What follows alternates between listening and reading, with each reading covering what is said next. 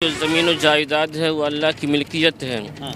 वो हम किसी भी कीमत पर किसी को हम दे नहीं सकते हैं। लेकिन जो मौजूदा सरकार है, मौजूदा हुकूमत है मोदी जी की, वो हमारी इस औक़ाफ़ की जायदाद पर गासिबाना कब्ज़ा करना चाहती है।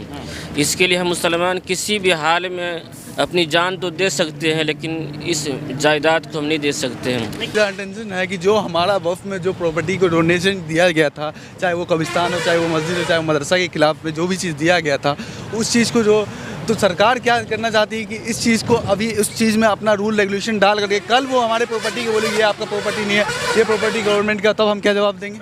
तो वहाँ पे बोला जाए कि ना हमारे बाप दादा का यहाँ पे कोई कब्रिस्तान नहीं था, यहाँ पे कोई चीज़ था ही नहीं, इसका क्या कुछ रहेगा? तो हमारे पास कोई एविडेंस नहीं रहेगा। तो इसको लेकर के सरकार अपना नियम लागू करना चाह रही है कि यहाँ पे ये प्रॉपर्टी उस सीधा सरकार का नियम है कि इस प्रॉपर्टी को वो अपने अंडर में लेना चाह रही है, चाहे उस प्रॉपर्टी पे वो रोड ला दे, चाहे कुछ भी ला दे, वो अपना प्रॉपर्टी आ जाए। आपकी बातें हमें समझ में आई, जो लोग वीडियो देख रहे हैं उन्हें समझ में आई, लेकिन देश के जो वजीर आज़म है उन्हें क्यों नहीं समझ में आती है? जहाँ जा रहे हैं वहाँ के मुख्यमंत्री नीतीश को क्यों नहीं समझ में? देखिए, इंडिया का तो मामला सबसे गंदा मामला पॉलिटिशियन है। हमारा निजी मामला है, इसमें सरकार का दखल अंदाजी कहीं पे से नहीं चले। वो वापस नहीं होता है या सुप्रीम कोर्ट इस पर बाज़ाब्ता तबादले ख्याल नहीं करती है, उस वक्त तक हम लोग इंशाल्लाह।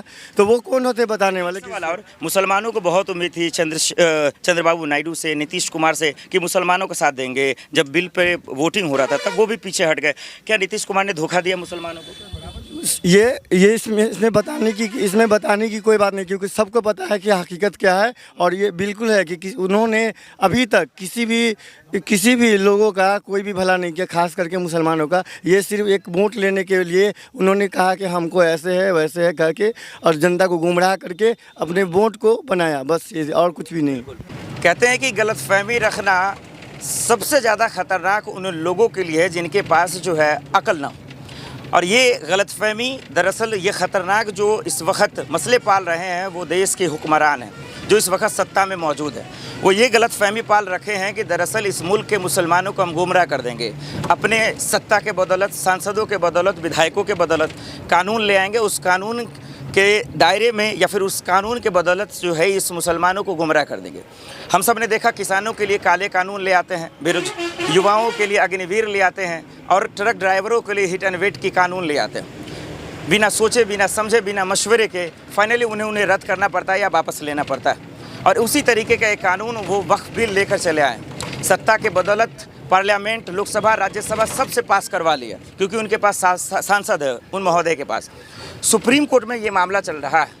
दिल्ली की राजधानी जंतर मंतर पर हिंदुस्तान के मुसलमान वहाँ पर भी इकट्ठा हुए जब रमज़ान का वक्त था। पाक महीने में भी उन लोगों ने रोज़े रख कर इस बिल का विरोध किया, पार्लियामेंट के ठीक 200 मीटर की दूरी पर, संसद के बाहर। लेकिन अब सवाल ये है कि आखिर ये सरकार इस बिल को वापस क्यों नहीं ले रही है, ये काले कानून को। बिहार में चुनाव है दर्शकों, फॉरएवर न्यूज़ की टीम बिहार की दहलीज पे पहुंच चुकी है और बिहार की राजधानी पटना में हज़ारों लाखों की संख्या में लोग पहुंच रहे हैं, मुसलमान पहुंच रहे हैं अलग अलग गांव से, समस्तीपुर, मुजफ्फरपुर और उसके छोटे छोटे कस्बे से, चाहे वो ताजपुर हो, बघौनी हो या फिर फाजिलपुर ही क्यों ना हो। सवाल यह है कि क्या बिहार चुनाव है और ऐसे वक्त में सवाल तो पूछे ही जाएंगे। बहुत सारे मुद्दे हैं, बहुत सारे मसले हैं, लेकिन उन सब में से ये ख़ास वो वक्फ बिल है कि क्या उसको वो वापस लेंगे। इसी के सिलसिले में तमाम लोग जो हैं पटना में मौजूद हो रहे हैं। बस सिर्फ मुश्किल से 20 से 30 मिनट लगेंगे, हम लोग भी वहाँ पे मौजूद पहुँच जाएंगे। लोग इस बात को लेकर इस उम्मीद में हैं कि उनकी जो ज़मीन है, जो अल्लाह की दौलत है, जिसको लेकर वो नमाज अदा करते हैं, मदरसे में तालीम हासिल करते हैं, भाई उसको सरकार लेना चाहती है और लेकर वो गरीबों में तकसीम करना चाहती है। तो क्या ये हमदर्दी वाकई में है या फिर ये एक राजनीति है? क्या ये दुगलापन है? क्या ये बेईमानी है? इन्हीं चीज़ों को समझेंगे। तमाम यहाँ पे इस्लामी भाई हमारे साथ मौजूद हैं। 1 2 3 बस नहीं, कम से कम जो है दर्शकों ये बस है तो अप डाउन होता रहेगा तो फ्रेम ख़राब होगा, उसके लिए आप माफ़ कीजिए। सवाल ये है कि क्या वाकई में 1 2 बस नहीं दर्शकों, 7 बस लगभग जो 1 2 3 गाँव से जा रहे हैं। आप इससे अंदाज़ा लगाइए कि लोग इसमें नौजवान भी हैं, हमारे हाफिज़ साहब भी हैं, तमाम लोग हैं, गरीब हैं, मजलूम हैं, मिडिल क्लास के लोग हैं। क्या ये किसी राजनीति करेंगे? बिल्कुल भी नहीं। ये सिर्फ अपने हक के लिए, अपने ईमान के लिए लड़ने जा रहे हैं ताकि इनका जो हक है वो वापस कर दी जाए। तो तमाम लोग हैं, उनका हम स्वागत खुद ही करते हैं। सब लोग अपने अपने सीट पे बैठे हुए हैं। हाफिज़ साहब यहाँ पे मौजूद है, पहले इन्हीं से शुरुआत करते हैं। सर आप अपना नाम बताइए। मेरा नाम मुशीरुल हक कासिमी। कहाँ जा रहे हैं आप लोग? हम लोग पटना गांधी मैदान एहतजाजी कॉन्फ्रेंस में जा रहे हैं। इसका मकसद ये है कि हमारा जो औकाफ की जो ज़मीन और जायदाद है वो अल्लाह की मिल्कियत है, वो हम किसी भी कीमत पर किसी को हम दे नहीं सकते हैं। लेकिन जो मौजूदा सरकार है, मौजूदा हुकूमत है मोदी जी की, वो हमारी इस औकाफ की जायदाद पर गासिबाना कब्ज़ा करना चाहती है। इसके लिए हम मुसलमान किसी भी हाल में अपनी जान तो दे सकते हैं, लेकिन इस जायदाद को हम नहीं दे सकते हैं। कहना आपका बिल्कुल सही है, लेकिन सवाल अगर हम सरकार की तरफ से लेने की कोशिश करें, जो मौजूदा हालात है, मोदी सरकार ये कह रही है कि भाई ये जो बिल है ये मुसलमानों के हक़ के लिए, क्या यकीन करने लायक है बात? किसी भी तरीक़ा से मुसलमानों के हक़ में नहीं, बस एक बहाना है, और उस बहाने से जो है मुसलमानों को गुमराह किया जा रहा है कि हम ऐसा नहीं करेंगे, ऐसा ही करेगा वो, और बाद में चल के ऐसा टाइम आ जाएगा कि हमारी जो कब्रिस्तान है वो महफूज नहीं रह पाएगा, मसाजिद महफूज नहीं रहेगी, ईदगाह महफूज नहीं रहेगा, और उन सबों को वो मौजूदा जो सरकार है कब्ज़ा कर लेगी। फिर हम मुसलमान परेशानी के शिकार हो जाएंगे। ये बिल राज्यसभा लोकसभा में पास नहीं होता अगर चंद्रबाबू नायडू, नीतीश कुमार साथ नहीं देते, ये लोग भी देते। मुसलमानों से एक उम्मीद, क्या बिहार में चुनाव में फ़र्क पड़ेगा इन चीज़ों पे? जी, नीतीश कुमार जो है मुसलमानों के वोट पर जीत के जाते हैं, लेकिन इस मौका पर नीतीश कुमार ने मुसलमानों के साथ गद्दारी की है। चुनाव आ रहा है, वो देखा जाएगा। और उसका बड़ा सवाल, आज जो माहौल बनेगा पटना में, क्या इससे जो है कोई फ़र्क पड़ेगा? क्या सरकार पे, डबल इंजन की सरकार है बिहार में, क्या कोई फ़र्क पड़ेगा? बहुत ज़्यादा फ़र्क पड़ेगा, और इसका एहसास आज नहीं होगा, जब इलेक्शन आ जाएगा और वोटिंग होगा और उसका जो ये होगा गिनती होने के बाद उसको एहसास हो जाएगा कि हमने कौन सा काम किया है। बिल्कुल। तो दर्शकों, ये सवाल बिल्कुल जायज़ है कि भाई कब्रिस्तान की मस्जिद है। और आपको ये भी बता दें कि देखिए, इस देश में रेलवे और रक्षा की ज़मीन के बाद जो है तीसरे पैदान पे आती है ये वक्फ की ज़मीनें, लगभग 10 लाख एकड़ के में फैली हुई है। और सरकार की क्या मंशा होती है, हो सकती है, इसका आप अंदाज़ा लगाइए। चलिए कुछ युवाओं से भी बात करते हैं। यहाँ पे कारी साहब भी, बहुत सारे लोग हैं, सबसे खुलकर बातचीत करेंगे। युवा में कौन बोल सकते हैं, कौन बोलना चाहता है जो इस वक्फ को लेकर जानकारी दे सकता है? इधर आ जाओ कुलदीप थोड़ा सा। तो सवाल ये भी है कि क्या नाम हुआ आपका? जी, मेरा नाम दिलशान हुआ। दिशान भाई, ये जो वक्फ है जो पटना में आप लोग जा रहे हैं, क्या समझते हैं इससे? और सरकार जो कानून लाई उनकी क्या मंशा है, उनका क्या इंटेंशन है, और आप क्या समझते हैं? सरकार का सीधा इंटेंशन है कि जो हमारा वक्फ में जो प्रॉपर्टी को डोनेशन दिया गया था, चाहे वो कब्रिस्तान हो, चाहे वो मस्जिद हो, चाहे वो मदरसा के खिलाफ में जो भी चीज़ दिया गया था, उस चीज़ को जो तो सरकार क्या करना चाहती है कि इस चीज़ को अभी उस चीज़ में अपना रूल रेगुलेशन डाल करके कल वो हमारे प्रॉपर्टी को बोले ये आपका प्रॉपर्टी नहीं है, ये प्रॉपर्टी गवर्नमेंट का, तब हम क्या जवाब देंगे? तो वहाँ पे बोला जाए कि ना हमारे बाप दादा का यहाँ पे कोई कब्रिस्तान नहीं था, यहाँ पे कोई चीज़ था ही नहीं, इसका क्या कुछ रहेगा? तो हमारे पास कोई एविडेंस नहीं रहेगा।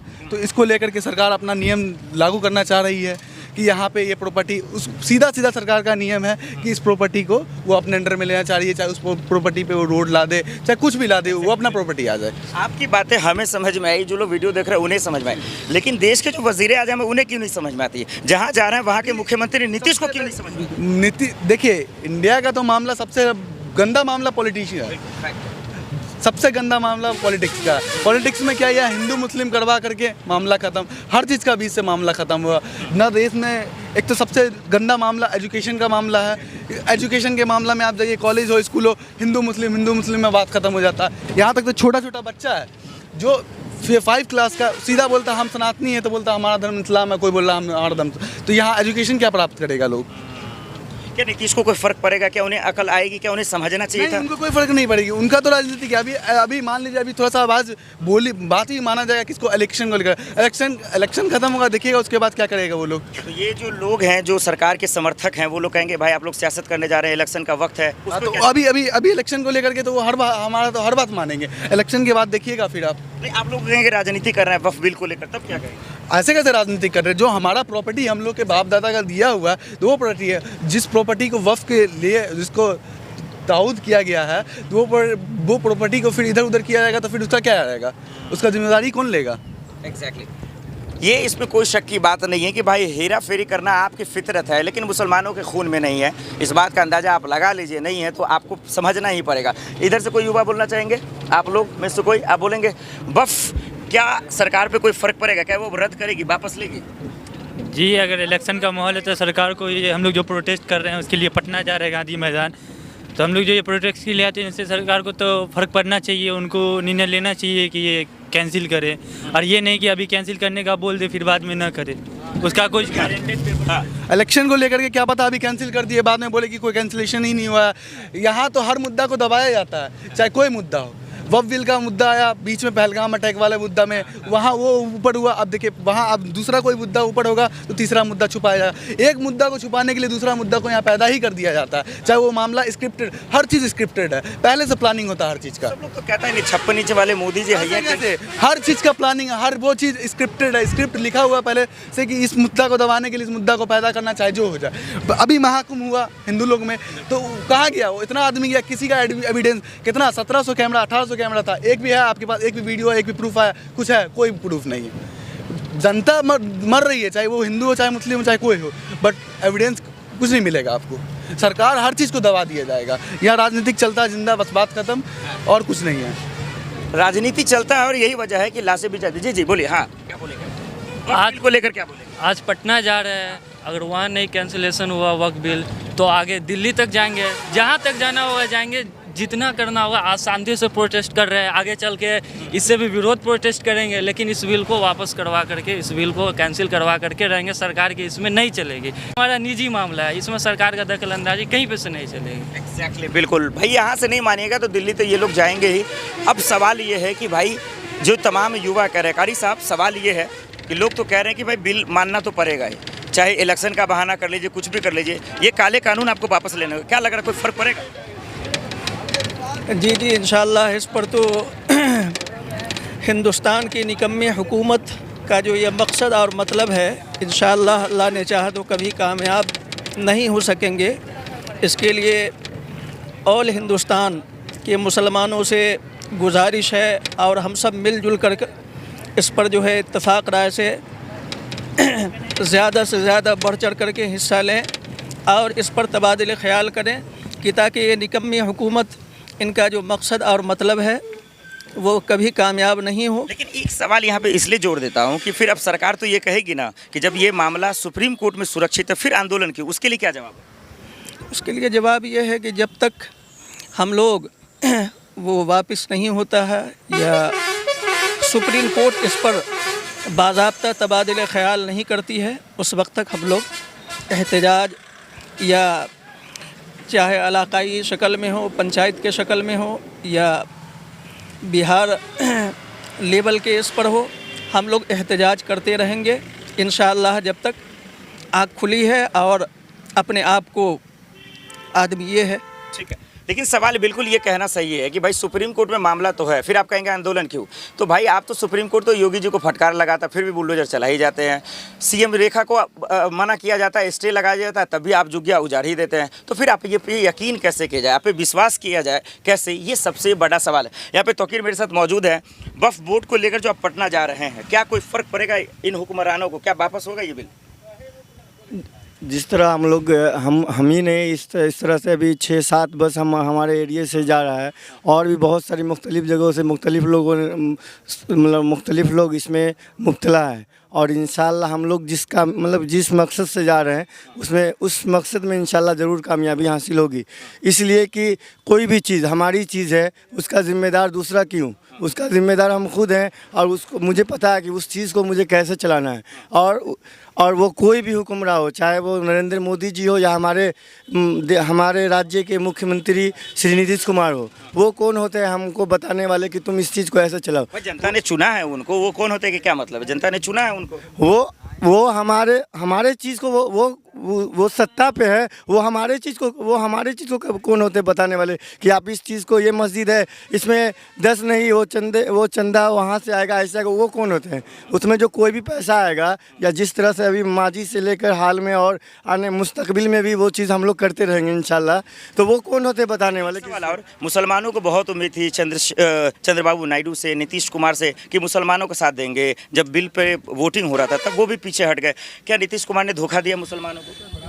ये इसमें बताने की कोई बात नहीं, क्योंकि सबको पता है कि हकीकत क्या है और ये बिल्कुल है कि उन्होंने अभी तक किसी भी लोगों का कोई भी भला नहीं किया, खास करके मुसलमानों का। ये सिर्फ एक वोट लेने के लिए उन्होंने कहा कि हमको ऐसे है वैसे है करके और जनता को गुमराह करके अपने वोट को बनाया, बस ये और कुछ भी नहीं। तमाम युवाओं को आपने सुना, समझ गए होंगे कि दरअसल इस बिल को क्या लग रहा है। आखिर नसीहत क्या होगी, क्या ये जो ताकतें हम लोग जा रहे हैं, क्या जीत होगी आप लोगों की? इंशाअल्लाह ज़रूर कामयाबी मिलेगी हम सबको। क्या लग रहा है आप लोग जो जा रहे हैं सब लोग की जीत होगा सर? वक्फ बिल वापस होगा इंशाअल्लाह। चलिए आवाज़ सुन लीजिए, एक बार बोल दीजिए जोर से।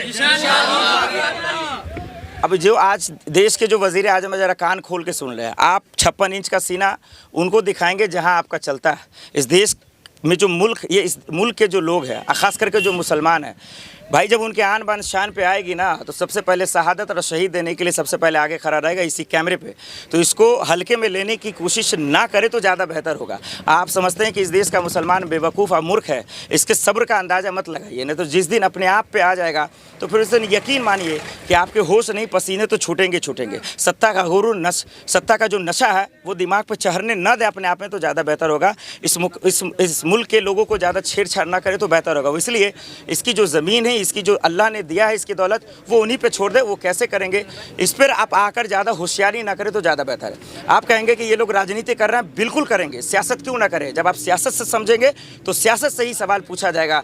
ये आवाज़ें तो दिल्ली से भी उठी थी, अब बिहार तक आ गई है। उम्मीद है कि पटना में भी कहीं ना कहीं जीत होगी। और जिन मंत्रियों ने, जिन नेताओं ने धोखाधड़ी की, बेईमानी की मुसलमानों के साथ, उसको खुदा माफ़ भले ही कर दे, लेकिन इस हिंदुस्तान का मुसलमान माफ़ नहीं करेगा, क्योंकि वक्फ बिल उनका हक है, उनका ईमान है और इस पर जीत होकर रहेगी। कहीं ना कहीं ये वक्फ कानून जो है, ये काले कानून, इसको वापस लेकर रहेंगे।